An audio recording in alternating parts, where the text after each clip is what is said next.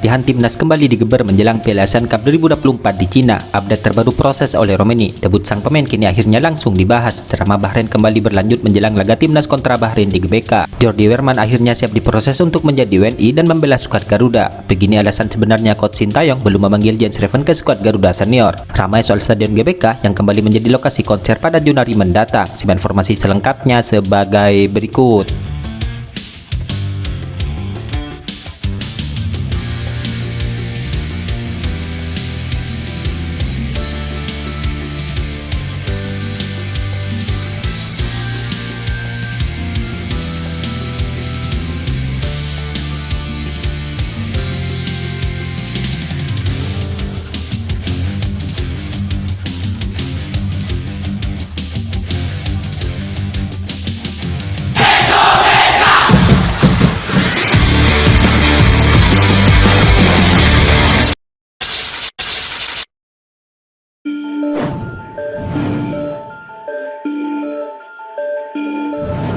Drama Bahrain menjelang melawan timnas Indonesia di putaran ketiga kini kembali ramai. Ya, sebelumnya timnas Indonesia meraih hasil imbang dengan skor 2-2 ketika bertandang ke Bahrain.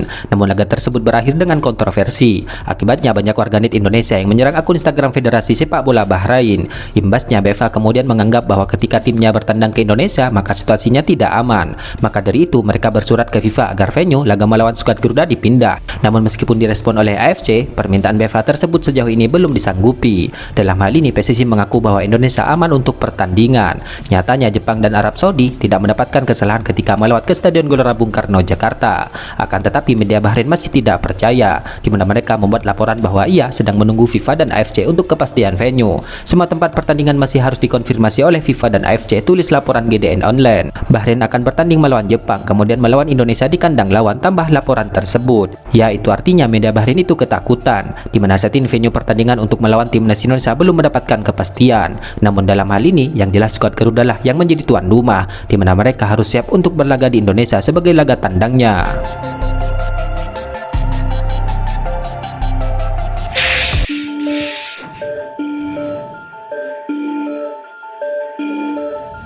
Gagalnya Stadion Gelora Bung Karno sebagai opsi untuk venue Piala ASEAN Cup 2024 kini tengah menjadi polemik di media sosial, di mana kompetisi Piala ASEAN musim ini akan diselenggarakan mulai 8 Desember 2024 hingga 5 Januari 2025 secara tandang dan kandang. Awalnya Stadion GBK disebut berpeluang besar untuk menjadi venue laga kandang timnas Indonesia di Piala ASEAN. Namun kemudian PSSI mengindikasikan bahwa GBK tidak akan dipakai untuk menjalani partai kandang di fase gugur Piala ASEAN Cup 2024. Semardi mengabarkan bahwa timnas Indonesia akan bertanding di Stadion Manahan Solo, Jawa Tengah. Alasan utamanya disebutkan oleh Suparji bahwa GBK sedang dalam proses perawatan, di mana perbaikan tersebut dilakukan untuk laga kandang lanjutan putaran ketiga pada bulan Maret 2025 mendatang. Namun baru-baru ini diumumkan bahwa akan ada acara konser musik Dewa 19 All Star 2.1 yang diselenggarakan di Stadion GBK. Padahal sebelumnya Coach Sintayong sudah pernah mengkritik kondisi rumput GBK dan berharap tidak dipakai untuk konser. Sontak informasi tersebut pun menuai kecaman dari beberapa pecinta sepak bola tanah air di media sosial lantaran lebih memilih konser dibandingkan gelaran Piala ASEAN 2024. Batal buat AFF tapi bisa buat konser. Oh iya kan GBK, ya Gelora buat konser, tulis salah satu seorang warganet. Gue suka nonton konser apalagi band favorit, tapi tolonglah jangan di GBK. Timnas lagi bagus-bagusnya, malu sama dunia kalau lapangannya jelek karena sering dipakai konser, tulis akun lainnya.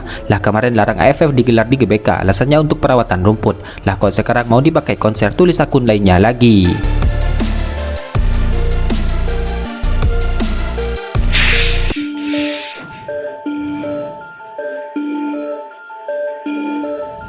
Dito Aryo menegaskan bahwa target timnas Indonesia di Piala ASEAN Cup 2024 adalah juara. Ia optimis bahwa tim asuhan Coach Sintayong bisa melakukan meskipun saat ini mengirimkan para pemain muda. AFF pastinya target juara, masa tidak, kata Dito Aryo. Ini kan pakai U23, ya saya sih rasanya optimis ya. Dan ini saya rasa juga bagus untuk mengencangkan kesulitan tim juga, jelas Dito.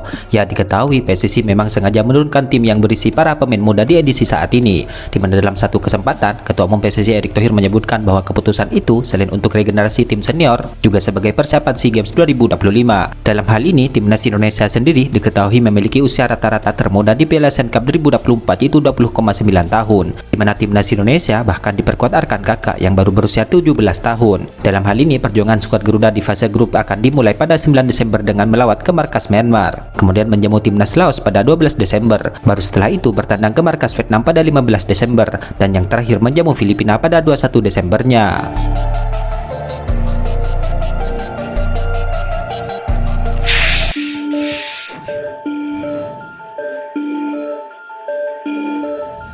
Oleh Romeni diketahui akan menjadi amunisi baru bagi timnas Indonesia. Bermain untuk posisi striker, Romeni akan menjadi solusi untuk sektor penyerangan skuad Garuda. Ya, masalah di lini depan skuad Garuda memang sering menjadi sorotan karena belum memiliki sosok pemain tajam. Sedangkan Romeni sendiri di musim ini sudah bermain dalam 12 laga di Liga Belanda dengan kontribusi 2 gol.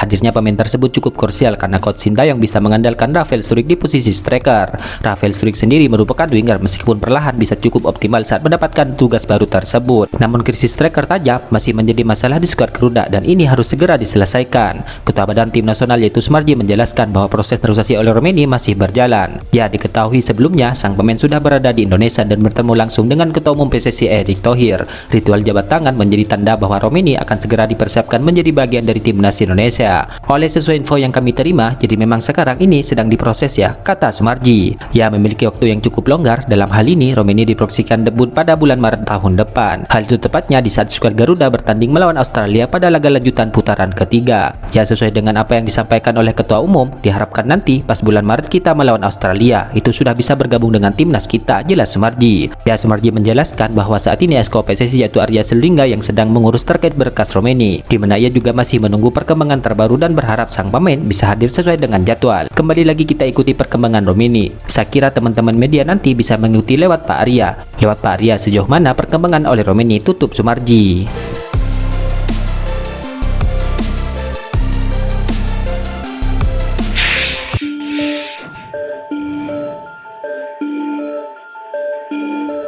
Manajer timnas Indonesia itu Sumarji menyebutkan bahwa coach Sintayong sengaja tidak memanggil Jens Reven ke dalam skuad Garuda untuk Piala ASEAN Cup 2024. Menurut coach Sintayong, kata Sumarji, kualitas Hoki Caraka lebih baik dibandingkan Jens Reven. Ya, diketahui sebelum merilis daftar pemain sudah ada pembahasan mendalam soal memilih Hoki Caraka atau Jens Reven. Jadi itu sudah menjadi pembahasan. Satu pertimbangannya adalah dari sisi pengalaman dan juga jam terbang, kata Sumarji. Kaitannya dengan anak-anak yang akan diturunkan di AFF memang sudah dipertimbangkan, lebih prepare dan lebih yakin mengambil Hoki Caraka. Ya, dalam pandangan coach Sintayong, jelas Sumarji, Hoki Caraka lebih berpotensi.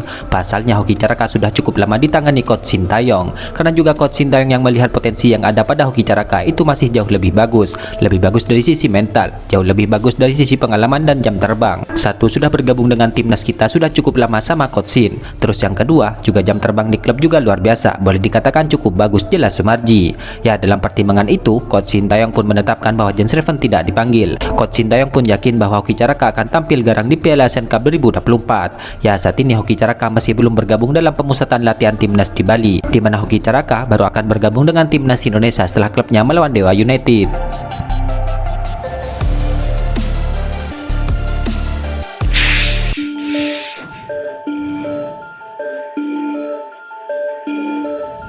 Pemain keturunan yaitu Jordi Weerman mengaku sempat dihubungi PSSI di awal musim ini, di mana ia ditanya tentang kesiapan dirinya untuk membela timnas Indonesia. Dalam hal ini, ia dengan tegas ingin membela skuad Garuda, namun hingga detik ini PSSI belum menghubunginya lagi. Di awal musim ini ada kontak, mereka PSSI tanya ke saya gimana pandangan saya, kata Jordi Weerman dikutip dari kanal YouTube Yusa Nugraha. Kemudian saya mengatakan saya siap membela timnas Indonesia, jadi ketika mereka membutuhkan saya bisa. Jadi ya sekarang tinggal menunggu dan tergantung PSSI untuk membuat pilihan tentang ini, jelas Jordi. Ya, sebenarnya Jordi sudah pernah ditawari PSSI untuk negosiasi pada 2022 yang lalu. Namun saat itu terjadi miskomunikasi antara dirinya dengan pihak federasi, di mana Jordi mengaku saat itu sibuk mengurus perpindahan klubnya. Akibatnya ia menjadi tidak serius menanggapi tawaran dari PSSI. Mereka tanya apakah saya ingin memperkuat timnas, saya terbuka untuk itu. Kami bicara tentang hal itu, tutur Jordi.